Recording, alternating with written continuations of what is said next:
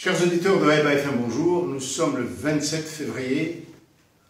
Aujourd'hui, à la TLC, la camp de Moroni, les candidats au présidentiel se sont réunis pour la première fois et en invitant la presse.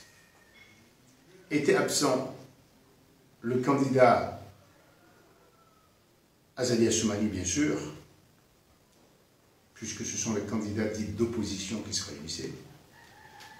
Le candidat Jafar El-Massili, qui n'a pas été invité, soupçonné de travailler pour, ou d'être de connivence avec le président Azali. Le candidat Fahmi Said Ibrahim, qui est en tournée dans les îles, et le candidat Ahmed Saïd Mohamed aussi, qui est en tournée dans les îles. Ces deux-là se sont fait représenter. Alors, qu'est-ce qui sort de ça? Ils ont tous insisté sur la sécurisation des élections. Ils dénoncent la participation d'un certain nombre de ministres dans la campagne électorale, avec l'usage des voitures officielles et de moyens de l'État. Mais la question la plus importante pour eux, c'est la sécurisation, et c'est ça ce qui les unissait. Vous vous souviendrez, vous, en tout cas qui suivez Haïba FM sur les réseaux sociaux, sur Facebook, qu'aujourd'hui devait avoir lieu un grand meeting unitaire de ces candidats.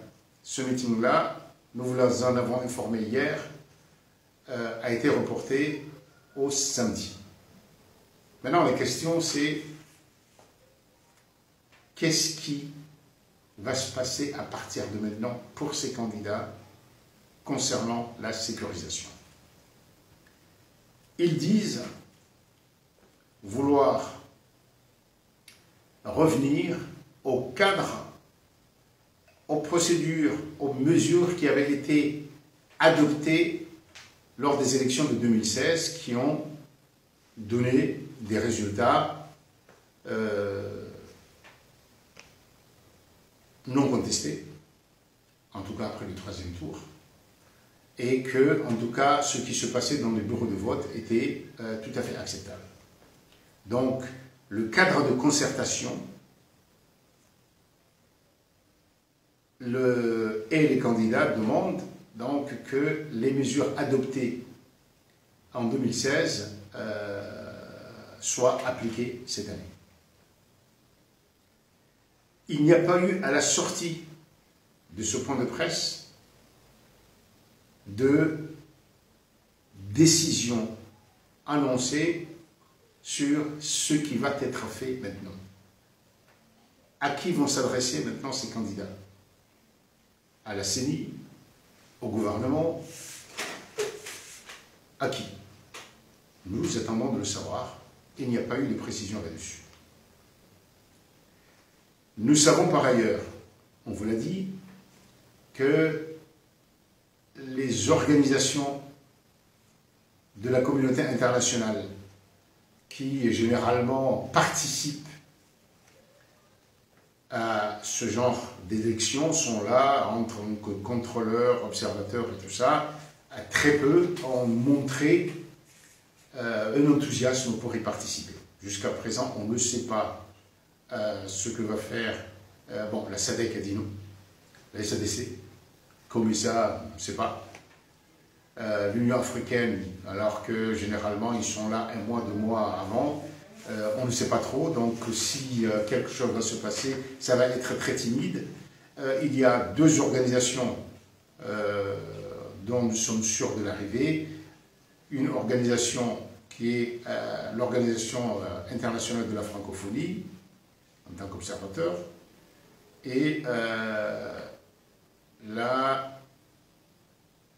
pour ce qui est de, oui, l'Organisation internationale de la francophonie. La COI a déclaré qu'elle serait là avec qu'elle se joindrait aux organisations régionales, mais ces organisations régionales-là ne se sont pas prononcées jusqu'à présent. Donc c'est le grand flou. Raison de plus pour que les candidats, nous ne cessons de le dire, s'impliquent activement pour une sécurisation des élections. Nous le disons parce qu'il y va de la paix civile après. Il y va de la stabilité du gouvernement qui en sortira. Qu'on aime ou pas le président élu, ce qui importe, c'est qu'il soit élu à travers des élections transparentes. À ce moment-là, on peut être d'accord avec lui, mais on sait qu'il a une légitimité incontestée. Ça a été le cas du président Azavi jusqu'à maintenant. Nous le critiquons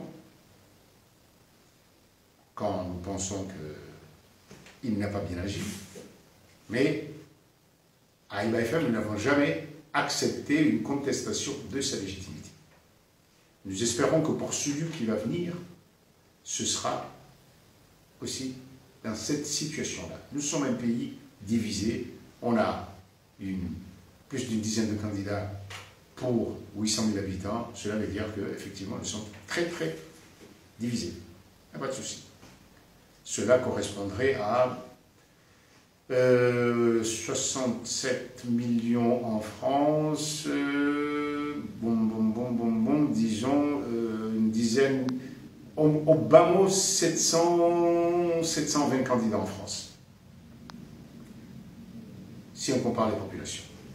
Donc c'est vous dire qu'on est très très divisé.